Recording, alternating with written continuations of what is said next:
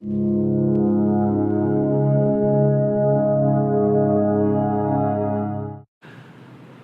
architecture, if I may go back to its fundamentals, is an art form.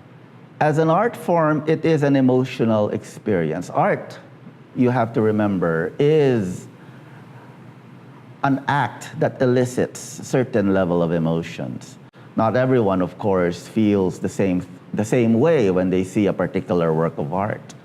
But for the mere fact that there is a certain level of elicited emotion means that art connects not only to the mind and to the brain, but it connects to the heart.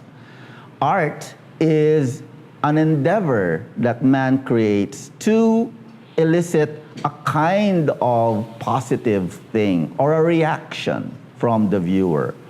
As such, good art is something that is universal in its appeal. Bad art is also something that has the same derivative in terms of the kind of reaction people have.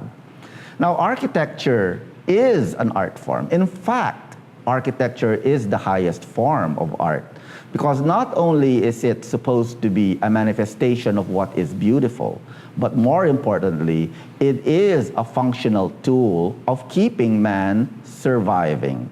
It is a tool that allows man to live, and it is a tool that allows man to operate in the world as we see it today. The sad thing today is that of buildings created are purely for the functional mode, that they are strong and that they are functional, but a good number of them are devoid of art. It is devoid of emotion. It is devoid of an appeal that when people see it, they don't even realize that it is an art form that they are using or entering. The sad reality of the modern age is that we are now living in a very practical society. And this practical society means that as long as we have a place to live, as long as there is shelter, that is more than enough. We see a lot of households today wherein the houses that they live in is fair amount livable. But outside of livable, it does not necessarily elicit a positive reaction.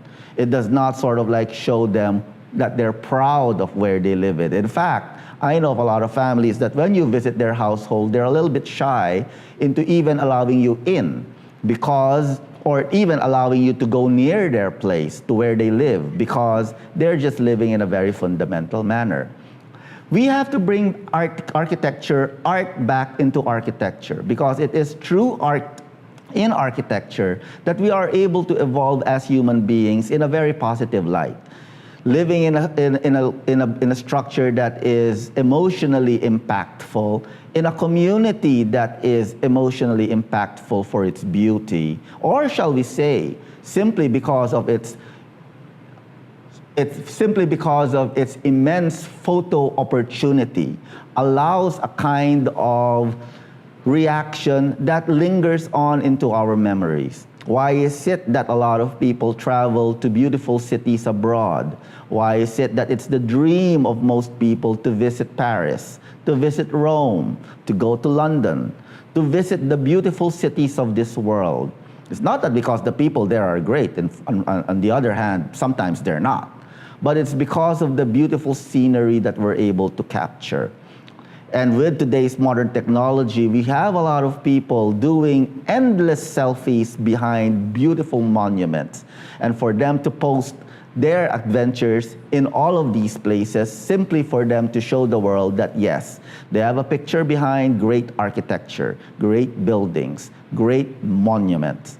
So it is this emotional feeling of seeing something. It's not just simply saying that, hey, I've done what I need to do in terms of it being in my bucket list, but it is the emotional appeal of why I even bothered to visit that structure to be part of my bucket list because of the reputation that that building has. After having this group photo with your friends, one then looks at that structure and meditates. And when one meditates, you then have this positive appeal.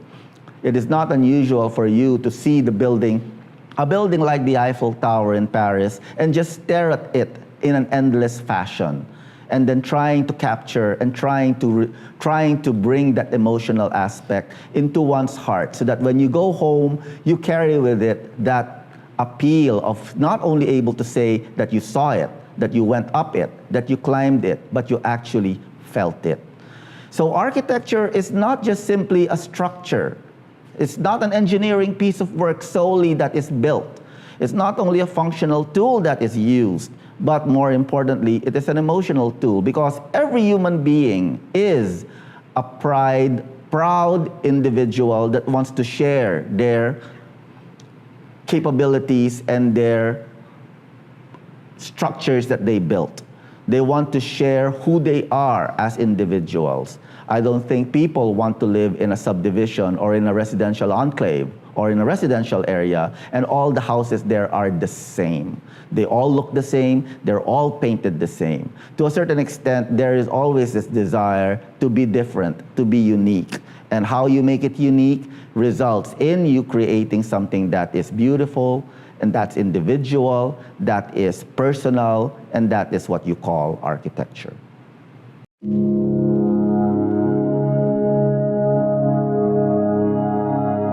How do I see my personal works? Well, I would like to think that my clients like them, and as such, as a result of them liking them, and to my liking as well, then I see them as well as successful works. Do I call them works of art?